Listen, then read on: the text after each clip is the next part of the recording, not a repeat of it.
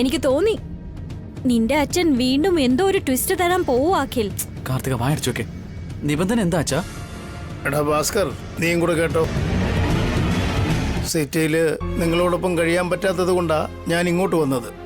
ഈ വീട് എനിക്ക് നിഴല് തന്നു, നിലം എനിക്ക് ആഹാരവും തന്നു. ഈ വീടും വയലും എനിക്ക് എൻ്റെ അച്ഛനമ്മമാരെ പോലെയാ. ഇപ്പോ എൻ്റെ മാതാപിതാക്കളെ എൻ്റെ സ്വന്തം മക്കൾക്ക് തന്നതുപോലെയാ. അതുകൊണ്ട് നിങ്ങളിത് എങ്ങനെ സംരക്ഷിക്കുമെന്ന് എന്നോട് പറയണം. എനിക്ക് തൃപ്തിയായാൽ മാത്രമേ ഞാനിത് നിങ്ങൾക്ക് തരൂ. തൃപ്തിയാവാൻ വേണ്ടിയും ഞങ്ങൾ എന്താ അച്ഛ ചെയ്യേണ്ടത്? ഈ വീട് എനിക്ക് വേണ്ട അച്ഛാ. സ്ഥലത്തിന്റെ ഒരു പങ്കും എനിക്ക് വേണ്ട. എല്ലാ അഖിലിന് കൊടുത്തേക്ക്. വീട് നിങ്ങൾക്ക്, സ്ഥലം ഞങ്ങൾക്കത് പറഞ്ഞല്ലോ. സ്ഥലത്തിന് പങ്ക് ചോദിച്ചാൽ ഞങ്ങൾ തരില്ല. അതല്ലേ ഏട്ടൻ ഈ വീട് വേണ്ടെന്ന് പറഞ്ഞത് കാർത്തിക. പിന്നെന്തിനാ നീ ആവശ്യമില്ലാതെ സംസാരിക്കുന്നേ? ഞാനൊന്ന് വ്യക്തമായി പറഞ്ഞതാ ഏട്ടത്തി. ഈ വീട് നിങ്ങൾക്ക് വേണോ വേണ്ടയോ എന്നുള്ളത് നിങ്ങളുടെ ഇഷ്ടം. പക്ഷേ സ്ഥലം ഞങ്ങളുടേതാ. നിങ്ങൾക്ക് മുഴുവനായിട്ട് ഞാൻ തന്നിട്ടില്ല. 3.5 ഏക്കർ മാത്രമാ തന്നിരിക്കുന്നേ. ബാക്കി 3.5 ഏക്കർ സ്ഥലം അഭിക്ക് കൊടുക്കുന്നു.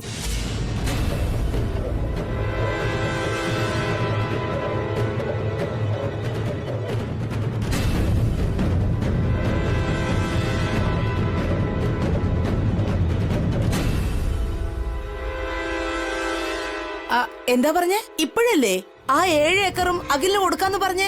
ഞാൻ മാറ്റി പറഞ്ഞില്ലല്ലോ സുമംഗലേ, അത് മുഴുവനും അഖിലിൻ്റെത് തന്നെയാ. അപ്പൊ 3 ഏക്കർ സ്ഥലം അഭിയേട്ടന് കൊടുക്കണോന്ന് എന്തിനാ പറഞ്ഞേ? അച്ഛാ, എനിക്ക് 1 സെന്റ് സ്ഥലം പോലും വേണ്ട. എല്ലാം അഖിലിന് തന്നെ കൊടുത്തേക്ക്. എല്ലാം അഖിലിന് തന്നെയാ അഭി.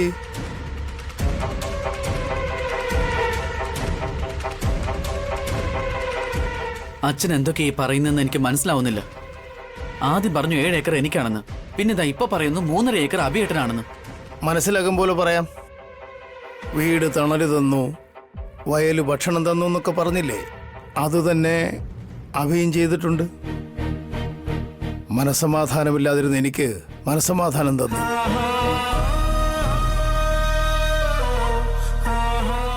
അങ്ങനെയുള്ള അഭിയുടെ കയ്യിൽ വീടും വയലും ഒക്കെ ഇരുന്നാൽ അത് ഭിന്നിച്ചു പോകാതെ നോക്കും അവൻ. നിങ്ങളെപ്പോലെ അത് വിറ്റുകളയില്ല, മാതാപിതാക്കളെപ്പോലെ സംരക്ഷിക്കും. എന്തു പറയാനുണ്ടെങ്കിലും അത് നേര് പറഞ്ഞാ മതി. എന്തിനാ ചുറ്റി വളച്ച് പറയുന്നേ?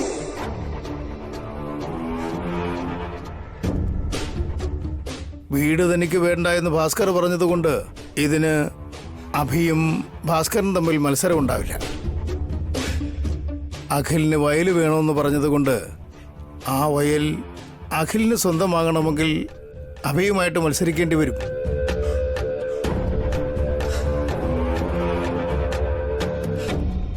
അതിന് ഞാൻ എന്താ അച്ഛ ചെയ്യേണ്ടത്? അഭിയേക്കാൾ ധാന്യങ്ങൾ നീ കൂടുതൽ വിളയിച്ചാൽ ആ വയൽ നിനക്ക് സ്വന്തം.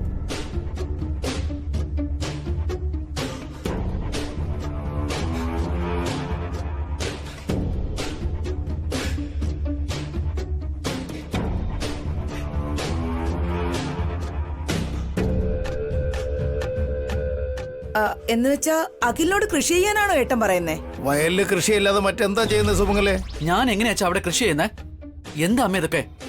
ചെയ്യണോ അഖിൽ? അപ്പോഴേ നിങ്ങളുടെ അച്ഛന്റെ പേരിലുള്ള വയൽ നിങ്ങൾക്ക് സ്വന്തമാകൂ. എനിക്ക് വയൽ തരാൻ ഇഷ്ടമല്ലെങ്കിൽ അച്ഛൻ വിട്ടേക്ക്. അല്ലാതെ അവിടെ കൃഷി ചെയ്യാനൊന്നും എന്നെ കൊണ്ട് പറ്റില്ല.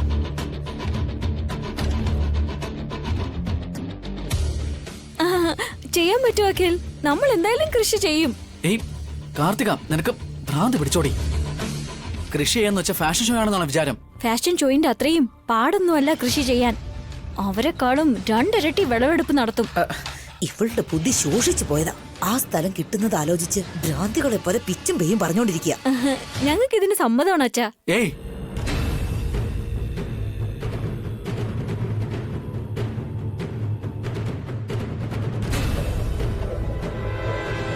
ഞങ്ങൾക്ക് തന്ന 3 ഏക്കറില് ഞങ്ങള് കൃഷി ചെയ്തോളാം. അവരെക്കാളും കൂടുതൽ വിളവെടുപ്പ് നടത്തി മൊത്തം സ്ഥലവും നമ്മൾ സ്വന്തമാക്കും. അങ്ങനെയാണെങ്കിൽ അഖിൽ ഡോക്യുമെന്റിൽ ഒപ്പിട്ടോളൂ.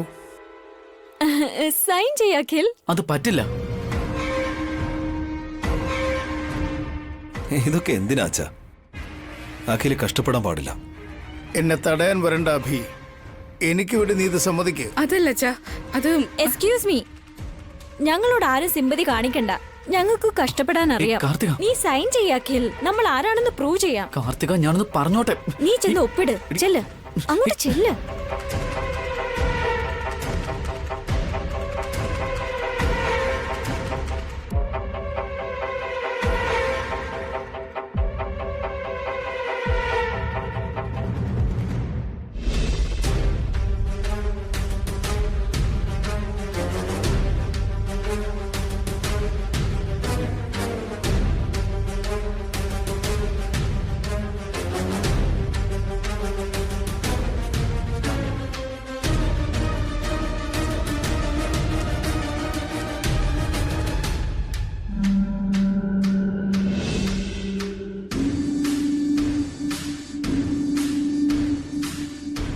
ഈ ഡോക്യുമെന്റ്സ് എല്ലാം ഭദ്രമായിട്ട് വെച്ചോളൂ. ആ ശരി, ഞാൻ പോയിട്ട് വരാം സാർ. എന്നാ ശരി.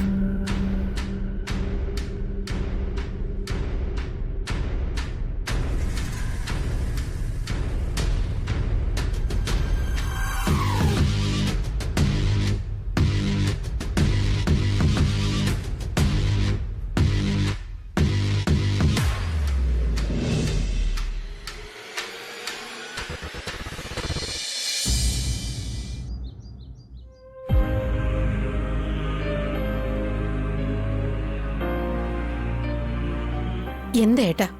ഏട്ടൻ എന്തൊക്കെയോ ചെയ്യുമെന്ന് വിചാരിച്ചു. പക്ഷെ എന്തിനാ ഇങ്ങനെയൊക്കെ? എന്താ ജയന്തി, ഞാൻ തെറ്റാണോ ചെയ്തേ? അഖിലിന് എങ്ങനെ കൃഷി ചെയ്യാൻ പറ്റും? അതും അഭിയോട് മത്സരിച്ചിട്ട്. ഉറപ്പായും അഖിൽ തോറ്റു പോകും ഏട്ടാ. നീ അത്രയും മനസ്സിലാക്കിയുള്ളൂ. അഖില് ജയിക്കുവോ ഇല്ലയോ എന്നറിയാനല്ല ഞാൻ ഈ മത്സരം വെച്ചത്. അവന് കാര്യപ്രാപ്തി ഉണ്ടാകാൻ വേണ്ടിയാ ഞാനിത് വെച്ചത്. ജീവിതത്തിൽ ഇതുവരെയും അഖില് കഷ്ടപ്പെട്ടിട്ടില്ല. ഇപ്പോൾ അവൻ അനുഭവിക്കുന്ന സ്വത്തുക്കൾ പോലും അവന് സൗജന്യമായിട്ട് കിട്ടിയതാ. കഷ്ടപ്പെടാതെ കിട്ടിയത് അധിക നാൾ അനുഭവിക്കാൻ കഴിയില്ല ജയന്തി. കഷ്ടപ്പെട്ടുണ്ടാക്കുന്ന സ്വത്ത് അവനത് പാഴാക്കി കളയില്ല. അവൻ അങ്ങനെ ഒരു മാറ്റം ഉണ്ടാകാൻ വേണ്ടിയാ ഞാൻ ഇങ്ങനെയൊക്കെ ചെയ്തത്. ഏട്ടൻ അങ്ങനെയാ ആലോചിക്കുന്നത്. പക്ഷെ ഞാൻ ഭയപ്പെടുന്നത് വേറെയാ. നമ്മളെല്ലാവരും ഒരുമിച്ച് കഴിയണമെന്ന് അഭി ആഗ്രഹിക്കുന്നു. ഇപ്പോ നിങ്ങൾ വെച്ച നിബന്ധന പ്രകാരം ഏട്ടനും അനിയനും തമ്മില് വലിയ മത്സരം ഉണ്ടാവില്ലേ? തമ്മില് വൈരാഗ്യം ഉണ്ടായി അവര് തമ്മിൽ അകന്നു പോവില്ലേ? ഏട്ടനെ തല്ലി ചതച്ചവര് അസൂയ മൂത്ത് അഭിയെ ഉപദ്രവിക്കില്ലെന്ന് എന്തുറപ്പാ നൽകാൻ കഴിയുക? ഇന്നലെ വരെ നമ്മളെല്ലാം സംരക്ഷിച്ച അഭിക്ക് അവനെ സ്വന്തമായിട്ട് രക്ഷിക്കാൻ കഴിയില്ല ജയന്തി. അതല്ലേട്ടാ, ആവശ്യമില്ലാത്ത വഴക്കുകളൊക്കെ ഉണ്ടാവും. അഖിൽ കഷ്ടപ്പെടുന്നത് അഭിക്ക് സഹിക്കാൻ കഴിയുമോ? ഉളി കൊണ്ടടിക്കാതെ ശില്പമാവില്ല. ജീവിതത്തിൽ എത്ര പരാജയം സംഭവിക്കുന്നുവോ അത്രയും പെട്ടെന്ന് വിജയങ്ങളുണ്ടാവും. അഖിലിന് അങ്ങനെ ഒരു അനുഭവം വേണം ജയന്തി. അവൻ കഷ്ടപ്പെടണം, പരാജയപ്പെടണം. കഷ്ടത എന്താണെന്ന് അവൻ അനുഭവിക്കണം. ഭിക്ഷയെടുക്കുന്നത് എളുപ്പമാണ്, പക്ഷെ അത് വാങ്ങാൻ വളരെയധികം ബുദ്ധിമുട്ടുണ്ട്. പക്ഷേ അഖിൽ തെറ്റായിട്ട് എടുക്കുകയാണെങ്കിൽ നിങ്ങളെ അന്ന് ചെയ്തതുപോലെ കാർത്തിക എന്തെങ്കിലും വീണ്ടും ചെയ്താലോ? അഖിലിനൊരു മാറ്റമുണ്ടാകാൻ ഇതെന്റെ അവസാന ശ്രമമാണ് ജയന്തി. ഭാസ്കറിന് കുറച്ച് മാറ്റമുണ്ട്, അഖിലും കൂടി മാറണം. അഭി ആഗ്രഹിച്ചതുപോലെ എല്ലാവരും ഒന്നായിട്ട് ജീവിക്കണം. അതിനുവേണ്ടിയാണ് ഞാൻ കാത്തിരിക്കുന്നത്. ഇപ്പോ അഖിലിനൊരു മാറ്റമുണ്ടായില്ലെങ്കിൽ ഈ ജീവിതത്തിൽ അവനിനി മാറില്ല. അവന്റെ ഇഷ്ടത്തിന് അവനെ വിട്ടിട്ട് നമുക്ക് അഭിയോടൊപ്പം പോകാം. എന്താ ജയന്തി, നിന്നിലെ മാതൃസ്നേഹം അതിന് സമ്മതിക്കുന്നില്ലേ? അഖില് കഷ്ടപ്പെടാൻ പാടില്ലെന്ന് കരുതുന്നോ? ഇല്ലേട്ടാ, ഞാനും കൂടി അഖിലിന്റെ ഒരു മാറ്റം പ്രതീക്ഷിക്കുക. അഖിൽ മാറിയാൽ ഏട്ടനേക്കാൾ കൂടുതൽ സന്തോഷിക്കുന്നത് ഞാനായിരിക്കും. അപ്പൊ നീ എന്താ ആലോചിക്കുന്നേ? അഖിലിനെ ഓർത്ത് വിഷമിക്കണ്ട. വേറൊന്നുകൊണ്ടും അല്ല ഏട്ടാ, നമ്മൾ വിചാരിച്ചത് നടന്നില്ലെങ്കിൽ അതിന്റെ ഫലം എന്താവുമെന്ന് ആലോചിക്കുക. അതല്ലേ പറഞ്ഞത്, നമ്മുടെ വേദന നമുക്ക്, അവരുടെ വേദന അവർക്ക്. അപ്പോ എല്ലാവരും ഒരുമിക്കണമെന്നുള്ള അഭിയുടെ ആഗ്രഹം? അഭിയുടെ തീരുമാനം ശരിയായിരിക്കും ജയന്തി. അത് ജയിക്കും. ആ വിശ്വാസം എനിക്കുണ്ട്.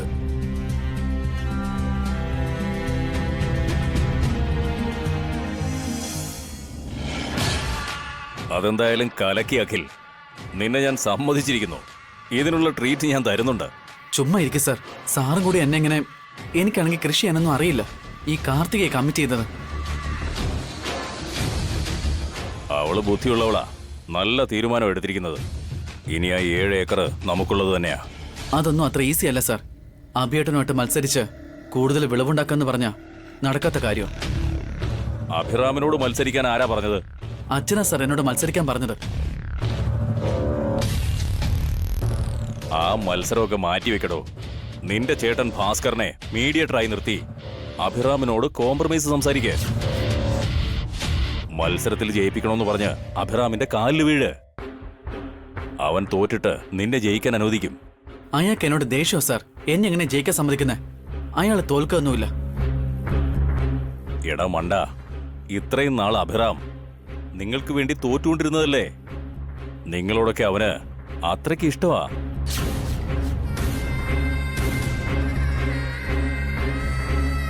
നിങ്ങൾ ചോദിക്കുന്നതിന് മുമ്പ് തന്നെ തന്റെ സ്വത്തുക്കളെല്ലാം നിങ്ങൾക്ക് തന്നയാളല്ലേ? നീ ഒന്ന് വാ തുറന്ന് ആ 7 ഏക്കർ മുഴുവനായി ഞങ്ങൾക്ക് തന്നെ തരണമെന്ന് പറഞ്ഞു കഴിഞ്ഞാൽ അവൻ പറ്റില്ലെന്ന് പറയുവോ? അവനൊരു ത്യാഗ മനോഭാവമുള്ളവനാ. അങ്ങനെ ഒരാളെ നിനക്ക് ചേട്ടനായി കിട്ടിയതില് നീ ഏതോ ജന്മത്തിൽ ചെയ്ത പുണ്യമാ. നീ അവനോടൊന്ന് ചോദിച്ചു കഴിഞ്ഞാൽ അഭിറാം സ്വന്തം ജീവൻ തന്നെ നിനക്ക് തന്നെന്ന് വരും. നിന്റെ ചേട്ടന് അത്രയ്ക്ക് വലിയ മഹാനാ. ഞാൻ ട്രൈ ചെയ്യാം സാർ. ആ, ട്രൈ ചെയ്താ പോരാ, മത്സരത്തിൽ ജയിക്കണം. ഓൾറെഡി വിത്ത് വിതച്ചു കഴിഞ്ഞല്ലോ. അത് കൊയ്തെടുക്കുന്നതിനായി ഇനി 1 മാസമേ സമയമുള്ളൂ. നിനക്ക് നല്ലതുപോലെ വിളവ് കിട്ടുന്നതിനായും അഭിറാമിന് കുറച്ച് കിട്ടുന്നതിന് വേണ്ടി നീ ശ്രദ്ധിക്കേ. ഇല്ലെങ്കിൽ ഏതോ ഒരു സിനിമയിൽ കണ്ടതുപോലെ നിന്റെ ചേട്ടന്റെ വയലിൽ വിതച്ച ധാന്യങ്ങളെ നീ നിന്റെ പങ്കിലേക്ക് ആക്കിയാലും മതിയടോ. എന്തെങ്കിലും ഒന്ന് ചെയ്യാം സാർ. നീ എന്ത് ചെയ്താലും എങ്ങനെ ചെയ്താലും എന്റെ അടുത്തേക്ക് വരുമ്പോൾ സ്ഥലത്തിന്റെ ഡോക്യുമെന്റ്സുമായിട്ട് വേണം വരാൻ. ഇല്ലെങ്കിൽ അറിയാമല്ലോ, തെരുവിൽ ഇറങ്ങേണ്ടി വരും.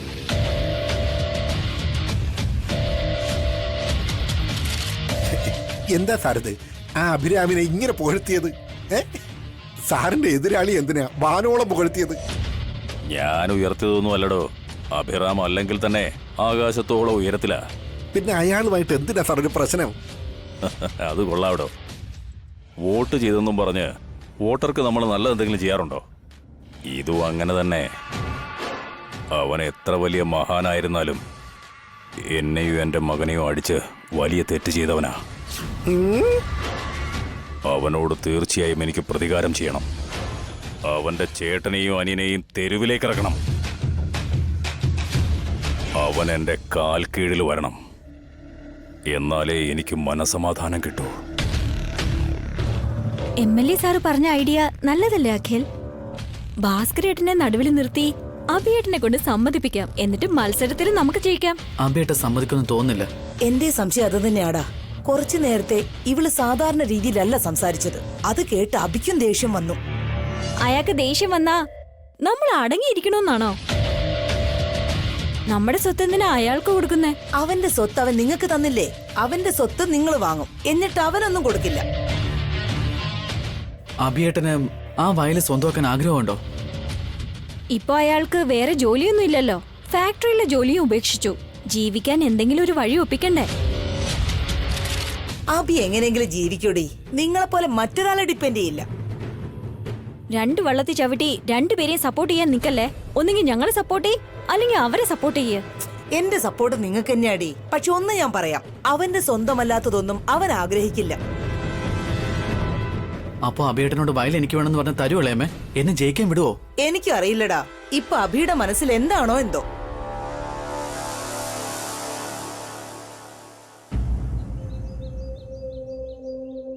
ഞാൻ എന്തു പറയണമെന്നാ പറയുന്നേ? അച്ഛൻ എന്തിനാ എങ്ങനെ ചെയ്തെന്ന് മനസ്സിലാവുന്നില്ല. അഖിലിന്റെ കൂടെ മത്സരിക്കാനായിട്ട് എനിക്ക് താല്പര്യമില്ല. അഖിലിന് ഒരു ഉത്തരവാദിത്വം വരാനാ അച്ഛൻ ഇങ്ങനെയൊക്കെ ചെയ്തെന്ന് തോന്നുന്നു. ആയിരിക്കാം. എപ്പോഴും നമ്മൾ വിചാരിച്ചതുപോലെ നടക്കില്ല. ഏട്ടനോടും അഖിലിനോടും ഞാൻ വഴക്കുണ്ടാക്കാൻ ആഗ്രഹിക്കുന്നില്ല. എല്ലാവരും ഒന്നായിരുന്നാൽ നന്നായിരിക്കുമെന്നാ എൻ്റെ വിശ്വാസം. നമ്മൾ ഒരേ കുടുംബമല്ലെങ്കിലും തനിച്ചാണ് താമസിക്കുന്നെങ്കിലും ഇടയ്ക്കിടയ്ക്ക് എല്ലാവരും ഇതുപോലെ ചേർന്ന്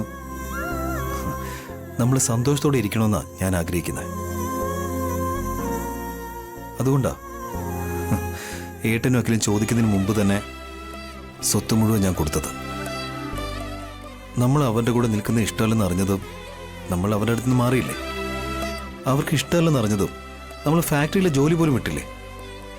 ഞാൻ ഈ നാട്ടിൽ വരുന്നതിനോട് പോലും എനിക്ക് താല്പര്യമില്ലായിരുന്നു.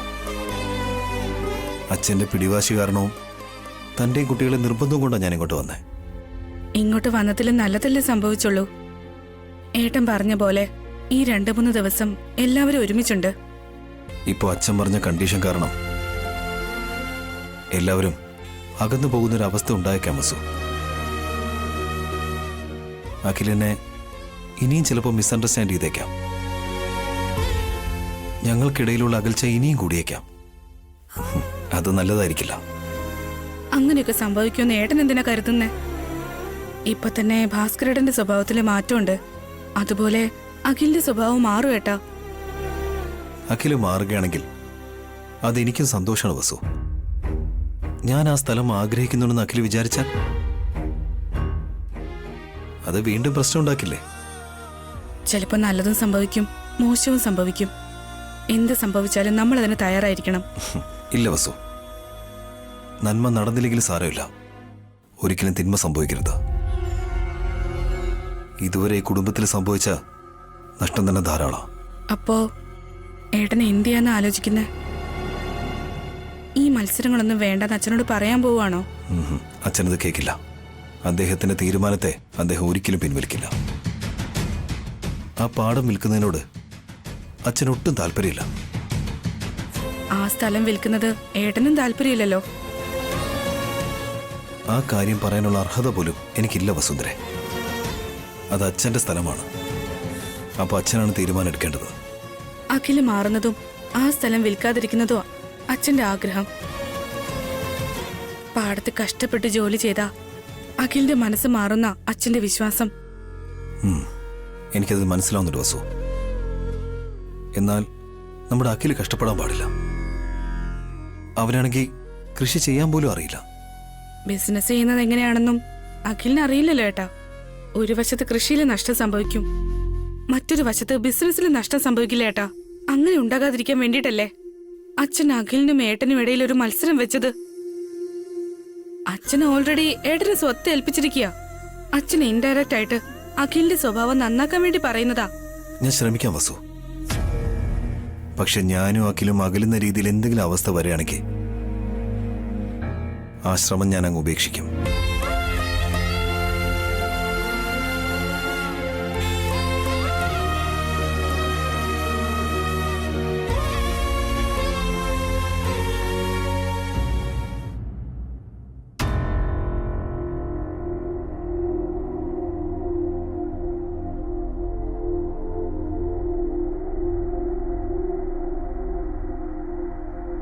നീ എന്താടാ ഈ പറയുന്നേ?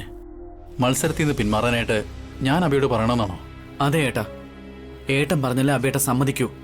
ഏട്ടൻ എന്തിനാ പറയുന്നേ? നിനക്ക് തന്നെ പറഞ്ഞേ പോരെ?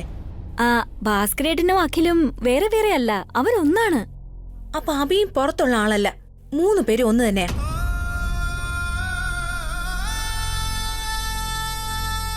നീ വെറുതെ തർക്കിക്കാതെടി. ഭാസ്കർ അഖിലും ഒരച്ഛന്റെ അമ്മയുടെ മക്കളാ.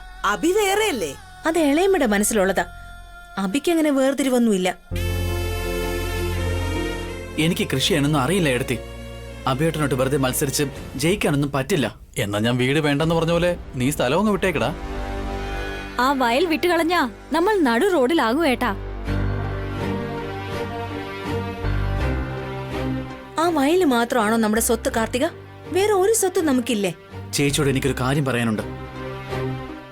കുറച്ചു മുന്നേ MLA ഫോൺ ചെയ്ത് തന്നെ വിരട്ടിയിരുന്നു. ഈ വയൽ നമ്മൾ അയാൾക്ക് ഹാൻഡ് ഓവർ ചെയ്തില്ലെങ്കിൽ നമ്മുടെ മറ്റു സ്വത്തുക്കളെല്ലാം അയാൾ പിടിച്ചെടുക്കുമെന്ന്. അതെങ്ങനെ ചെയ്യാൻ കഴിയുമെങ്കിൽ അതിന് എന്ത് അധികാരമുള്ളത്? ഉത്തരവാദിത്വം അല്ല ഏട്ടാ, എഗ്രിമെന്റ് ഉണ്ട്.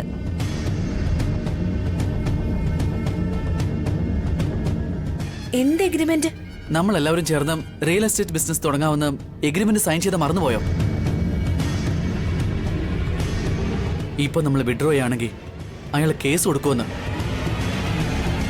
മറ്റുള്ള പാർട്ട്നേഴ്സിന് മുമ്പില് നാണം കെട്ടുമെന്ന് പറഞ്ഞ് അയാൾ മാനനഷ്ടത്തിന് കേസ് കൊടുക്കും പോലും. നമ്മുടെ സ്വത്തെല്ലാം അയാൾ കൊണ്ടുപോയെടുത്തി. ആ എഗ്രിമെന്റിൽ ഞാൻ സൈൻ ചെയ്തിട്ടില്ലല്ലോടാ. ഞാൻ സൈൻ ചെയ്തു.